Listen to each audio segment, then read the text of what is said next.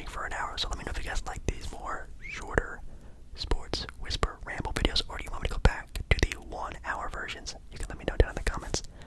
Also, you can let me know down in the comments any of the more video ideas that you have, any sports I should be talking about in particular, anything I should be keeping a lookout while, I guess, watching sports. Also, you can like the video if you do like the video. Yeah, that's really it. Just gonna be doing some sports rambling. I haven't really talked sports with you guys in quite some time, so let us get started. Okay, well, usually the way I open these videos up, it's usually with the NBA, it's usually with basketball, and we're still gonna continue on with that.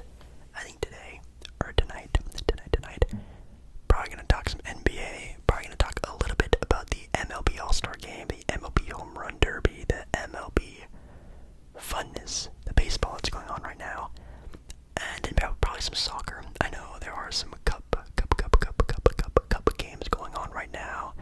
I think some national play is happening, like the U.S. and Canada. I know played not that long ago. We'll talk about it. NBA Summer League is what we're going to be starting out with wow, a crazy draft class that is fully stacked, full of great players, and even a bunch of great returning players. This might be one of the best group of Summer League teams I might have ever seen in a very, very, very long time. Like some teams starting 2, 3, maybe even arguably 4 starters of an NBA team have been playing in Summer League. Like, it's crazy the amount of talent that's being played right now.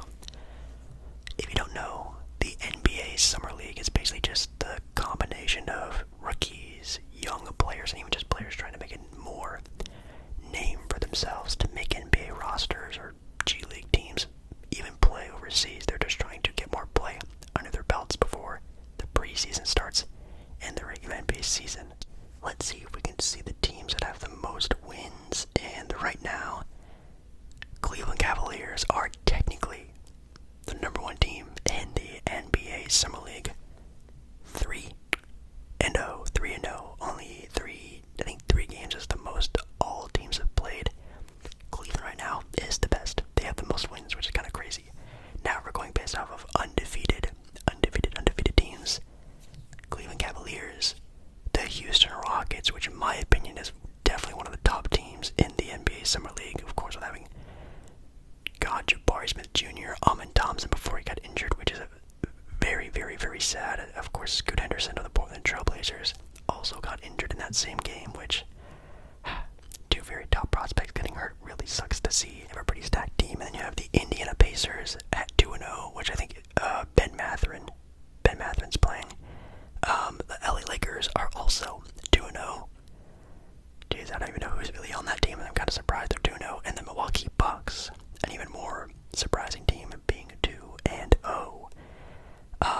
If you guys are wondering, Portland Trailblazers are 1-1. They lost against a crazy buzzer beater against the Houston Rockets. In my opinion, if Scoot Henderson was still playing in that game, they probably would have won. But shout out to Jabari Smith Jr., who's just killing it in the NBA Summer League. We'll get to him in a little bit. And they also lost. They won against the Wembanyama-led San Antonio Spurs, which is kind of crazy.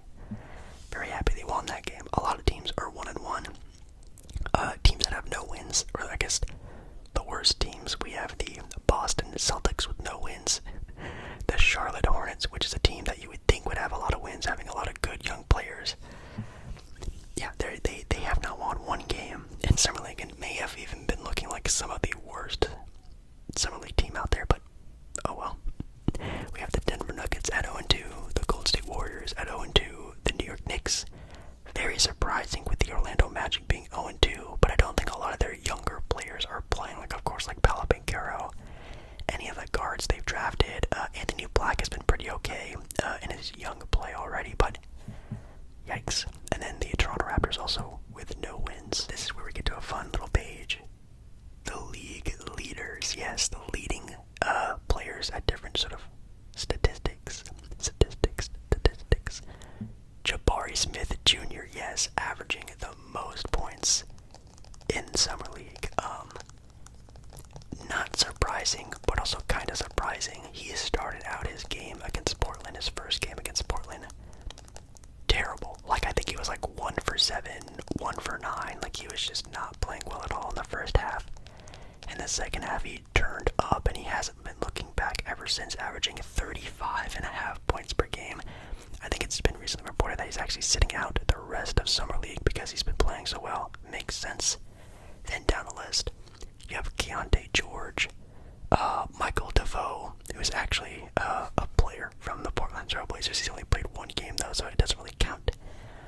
Orlando Robinson of the Miami Heat, Jaden Harvey of the Dallas Mavericks, Jaden Springer of some team, I don't remember, super sorry, Tari Eason of the Rockets, Benedict Mathurin of the Indiana Pacers, Xavier Mood, Marjan Beauchamp, Kevon Harris, Ojai Abaji of the Utah Jazz, I think. Pretty nice. You have players averaging anywhere from about 35.5, which is Jabari Smith Jr., all the way down to around the 20s, so nothing too crazy, to be completely honest. And yeah, really cool to see a lot of great players still having a lot of great play. A lot of these players are not going to be playing much longer, though. Like, again, Jabari, Tari Eason, Benedict Mathurin, Jaden Harvey. I wouldn't be surprised if he sits the rest of Summer League. Abaji, it wouldn't surprise me if he sat. Jalen Duren, wouldn't surprise me if he sat. A lot of these more notable name brand guys, they're not playing the entire Summer League. They just want to get some legs under them and some gameplay up and up for training camp and obviously, of course, preseason. But it's been really fun. Well, it's been happening. But I know you're thinking, Jake Baller, where's Wembanyama? Where's Scoot? Where's Brandon Miller? Where are the top named guys? Victor Wembanyama is averaging, well, I guess his finished average, because he's sitting the rest of the Summer League, he's not playing any more games, 18 points. He's averaging 10 rebounds as well, and 1.5 assists per game. So, nothing too crazy there, but also averaging 4 blocks a game, which in my opinion, I think he might average in the regular season of the NBA. I think he's going to average anywhere from like 2.5 to about 4. Because my god, that dude is lengthy as wow. Then I really want to see if I can find. Wow, he's actually not even on the first page. And there we have Brandon Miller averaging 13 points per game. Yes, 13 points per game for Brandon Miller, the number 2 overall pick. You can say what you want about him. I wouldn't call him a bust yet, but he is definitely having a slow start. But he is averaging 9.5 rebounds a game and 2.5 assists, so definitely getting a lot of boards, some passing here and there. He's been okay, and in my honest opinion, he is going to be a slow start player. If I could compare this to anything, I think if Scoot and Brandon Miller are going to be compared for the rest of their careers, I think Scoot Henderson will have a better start.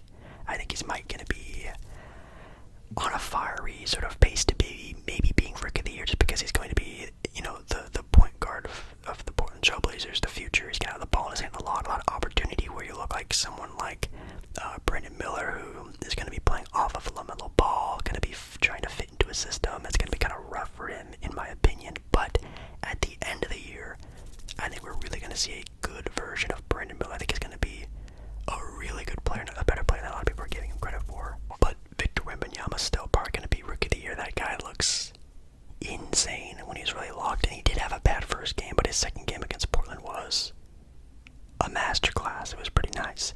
Anyways, we have some games today as you guys are watching this video. The Blazers versus Charlotte. That should be a very fun game, even though, again, Scoot Henderson got hurt. He might not play another game in Summer League, but they're giving him like a day-to-day sort of injury thing. But I really want to see Brandon Miller play a lot more. You have the Nets versus the Bucks, which I'm actually, again, very surprised the Bucks are 2-0. But they are a very hard-coached team, so also doesn't really surprise me all that much. You have Houston against the Thunder, 2 undefeated teams. I'm not really sure who the Thunder are playing. They're obviously not going to be playing guys like Gibi or Jalen Williams or anyone like that, but of course, Chet Holmgren is a player I really want to see play, but he's not playing in Summer League. It's so sad. I really want to just watch more Houston Rockets players play if they can, like again with Cam Whitmore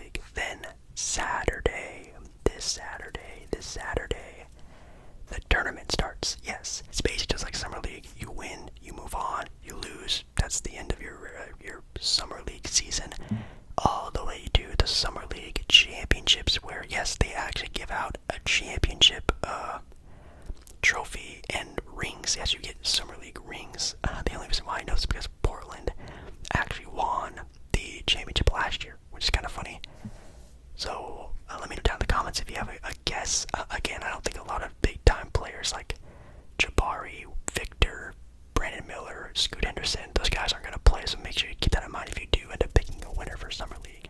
Another thing that's going on in the NBA is the announcement of the NBA's in-season tournament. Now, if you're a fan of football, or also known as soccer, there are in-season tournaments where you get in-season cups, and basketball is now announcing their own version of that with the NBA in-season tournament. This is going to be just like any other in-season tournament of any other sport where teams are basically thrown into groups. There are 3 groups for the East and 3 groups for the West, and they will have group play again, just like any other cup out there. Group A for the West include the Memphis Grizzlies, the Phoenix Suns, the LA Lakers, the Portland Trail Blazers, and the Utah Jazz. And those teams will be playing against each other a separate handful of times, coming out with a victor, and those teams will enter into the tournament play, the knockout round. And then, again, they will go on to a single elimination until the in-season tournament champion is crowned. Anyways, for Group B, you have the Denver Nuggets, the defending NBA champions. Wow, that'd be crazy to have Denver win the championship and then also win the first ever in-season tournament. That'd be pretty sick. The LA Clippers, the New Orleans Pelicans, the Dallas Mavericks, the Houston Rockets, they're all in Group B. In Group C, you have the Sacramento Kings, the Golden State Warriors, the Minnesota Timberwolves, the Oklahoma City Thunder, and the San Antonio Spurs. So again, those groups are going to play each other a different set amount of times. I think it's 2 times each. Then again, they're going to go into a knockout round. Boom, boom, bam, bam, pow. And then they're going to have the tournament championship game at a neutral ground. Yes, there are no home court advantages in the championship game of the in-season tournament. They're actually going to be played in Las Vegas, yes, which I am so tempted to go see one of these games in Vegas. If you guys want me to go, let me know down in the comments, liking this video, just telling me I should go. Should I go to the first ever in-season tournament championship game in Las Vegas? I think it's sometime in December. I don't know, it could be a lot of fun. Maybe they're gonna have it in like that big dome. Have you guys seen that Las Vegas dome? Man, that could be really fun. Then for the Eastern Conference, for East Group A, you have the Philadelphia 76ers, the Cleveland Cavaliers, the Atlanta Hawks, the Pacers, and the Detroit Pistons.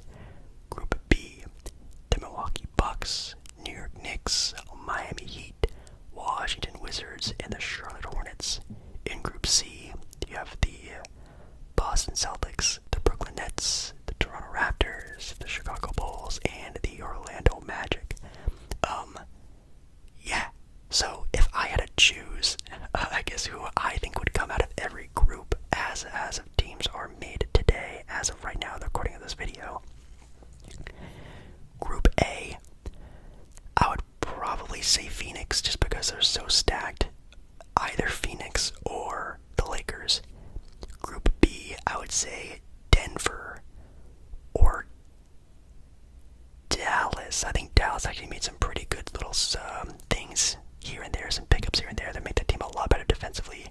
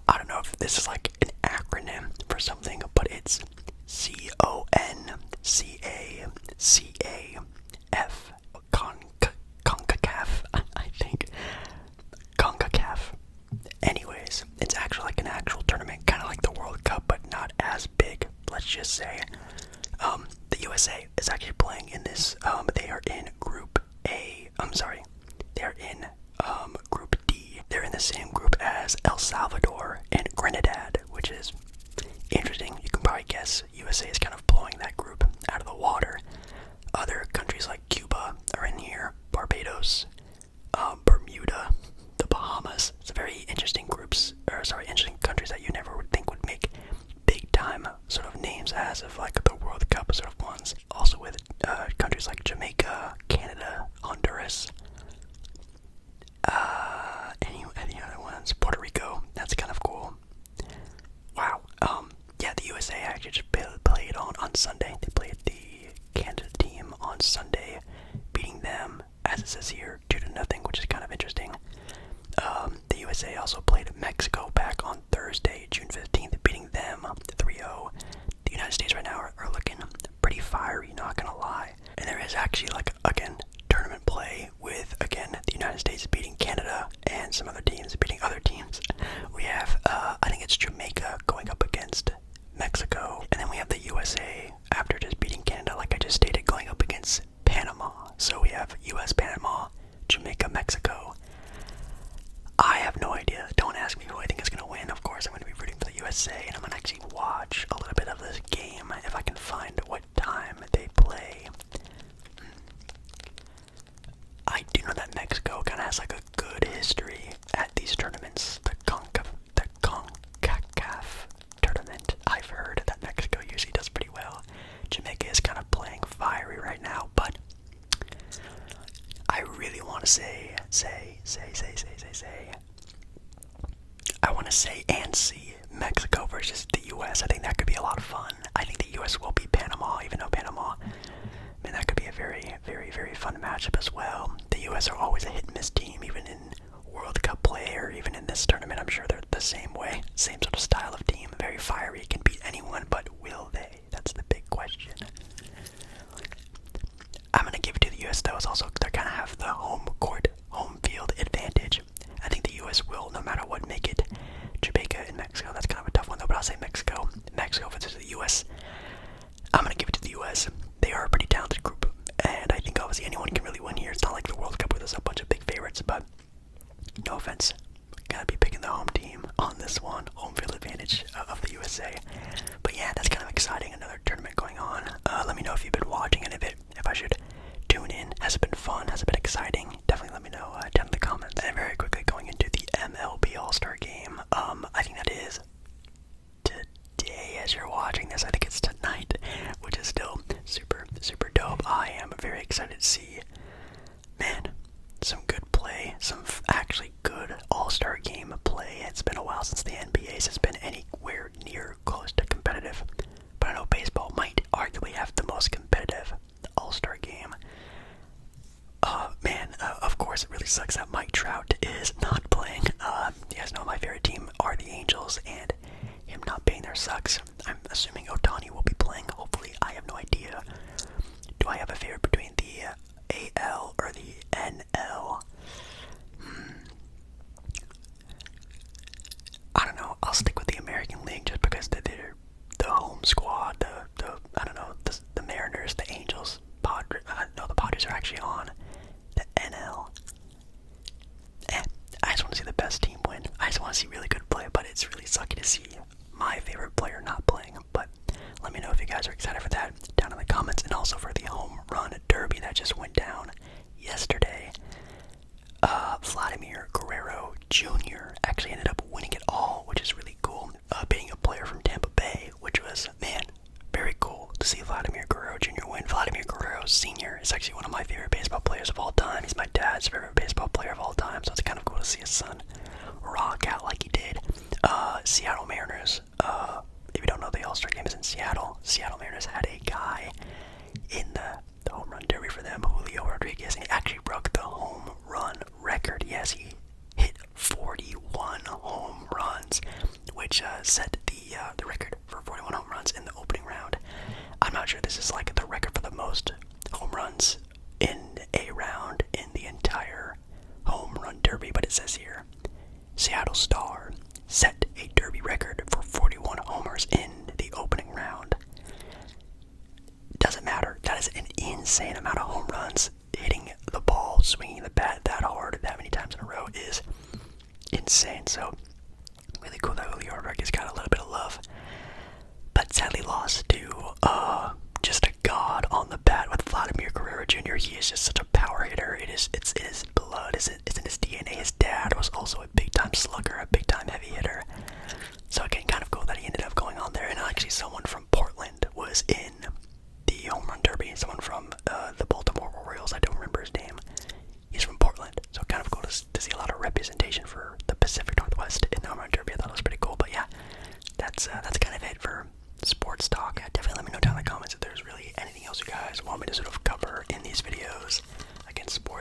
are just kind of down right now, unless you really, really, really love baseball. Not really too much to talk about, so I just wanted to sort of catch up with you guys because it's been like a week or so since I've actually just talked any kind of sports. So make sure you guys like the video if you do like the video. Comment down below again any sports I should be looking forward to, anything I should be having my ass at for, or just any video ideas. I would love to know. I love ya. Love ya, love ya, love ya, love ya, love ya, love ya. And I'll see you again in my next video.